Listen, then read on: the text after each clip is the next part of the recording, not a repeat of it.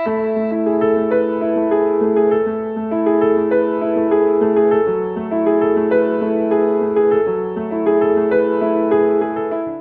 Om, and my salutations to all the listeners. See, we are trying to celebrate Yoga Day, and it should not be a day when we just perform some yoga exercises or pranayama and confine ourselves to that day or that particular exercise or that particular style of living on that particular day. In the scriptures, yoga has been a very, very descriptive word. And unless the holistic vision of yoga comes in our life, it won't give peace, it won't give quietness. Somehow, we have taken the meaning of yoga only for the health of our body. That is good. But the yoga should be practiced at the level of cosmic world, at the level of body, at the level of speech, at the level of mind, at the level of intellect. More we synchronize ourselves, more we unite ourselves with the cosmic God at all levels of our personalities, to that extent we'll become quieter, happier. Let us not confine yoga to some asana and to some pranayama only that we do 1 hour in a day. Spirituality is not a part-time job. The yoga is 24 hours aligning to the wish of the God. Everybody has some good and bad situation. So in that situation, the yoga is practiced in a manner. So whatever good and bad is happening in our life, not losing our control, not losing the sight of why this was there, searching some higher purpose in the difficult situation, that is called situational yoga. The verbal yoga is practiced when we find out how my speech can bring illumination and joy to the people around and to myself also. My speech is a method to connect to the God. Yoga means that which comes from Yuj Dhatu, which connects to the God in all manners.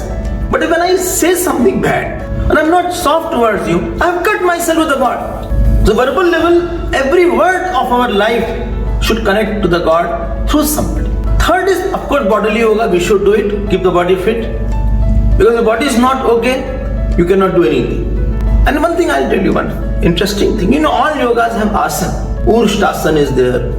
Bhujangasana is there. Asana means to sit.